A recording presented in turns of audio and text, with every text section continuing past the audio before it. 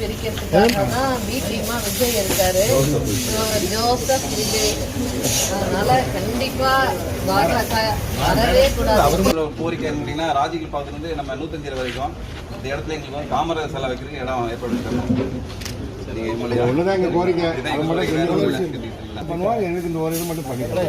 சந்தோஷப்படுற மாதிரி தான் அடுத்த 5 ஆண்டு காலம்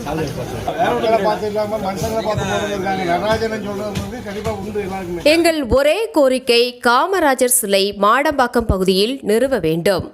ஒரே போடாக போட்ட வணிகர்கள்.